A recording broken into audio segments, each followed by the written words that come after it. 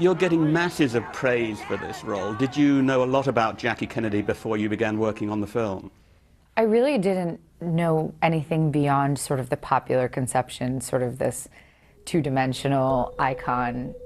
Preparing for the role was really what let me know about her more. I said, I've changed my mind. We will have a procession, and I will walk to the cathedral with the casket.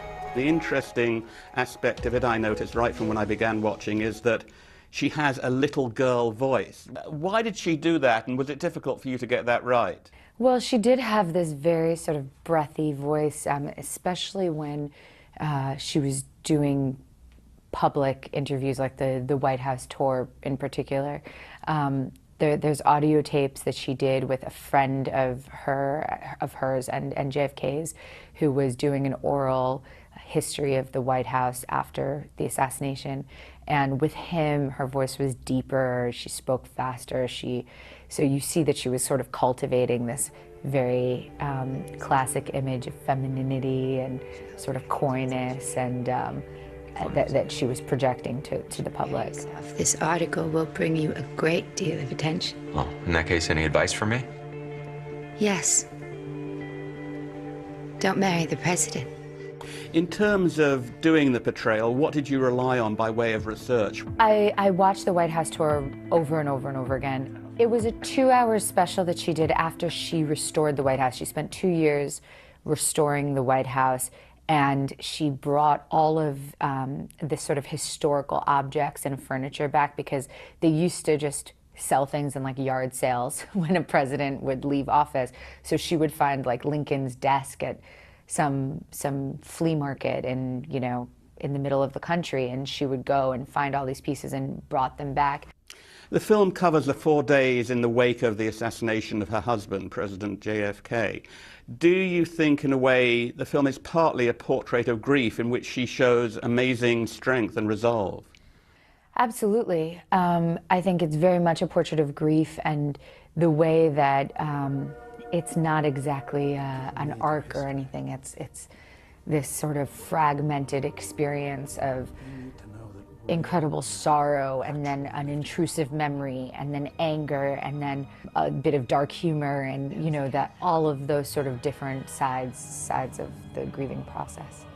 You know, she is one of the most popular First Ladies. Why does she have such a hold on people? Well, I think she was really had this sort of exquisite understanding of image, of public image, and I think one of the most shocking things in the movie is when you see at the end the plaque on the door that they were only there for, I mean, JFK was only president for a little over 2 years, and to see the kind of import that they've meant to the American people shows how strong the story she told was. Slightly different question. While the Kennedys were in the White House, her husband was having to contend with some quite severe racial tensions in the country, like the Birmingham church bombing. How will racial tensions or civil rights fare under President Trump, do you think? I have no idea.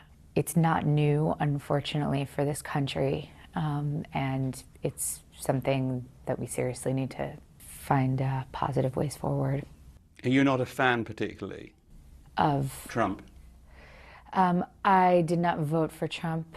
I do not know him personally, and I really pray for the best for our country, and not just pray, but I, you know, am energized to do whatever I can to make my own community and my own country, and you know, and the world. I think, you know, country patriotism, nationalism is not our way to go. You're pregnant right now. How much of a challenge, or how difficult is it balancing carrying a baby and your career at the same time? Pregnancy obviously changes some things, but it's quite possible to do almost everything in the same way. It doesn't feel particularly complicated, although there are some days I'd like to just kind of like lie in bed and eat popcorn. You've moved to Los Angeles after living in Paris. Do you find that Los Angeles gives you more of what you need? You know, I love both places, and I feel lucky to to get to have had both experiences and still have both in my life very strongly, because we still have so many friends and family in Paris and work, and we go there often as a family.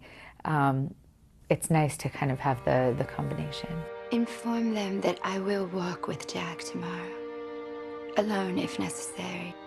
Why are you doing this, Mrs. Kennedy? Oh, I'm just doing my job. How important is it to you that women do make headway in the film industry? Because, as you know, they lag in terms of the opportunities they're offered and in terms of pay. Yes, it's not just in the film industry, unfortunately. It's in every sphere of leadership. We are really lacking female roles still, and female leadership especially. And it's very important for both women to take the initiative to be leaders, and also for us to make sure that there's not the barriers that prevent them from getting there.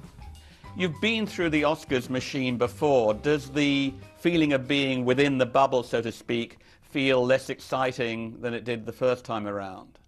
I can focus on enjoying the people I get to be around more this time, that I'm able to remind myself that a lot of the time I'm getting to spend with people who I really admire.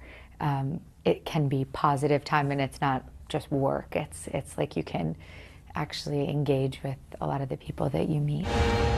I'm guessing you won't allow me to write any of that.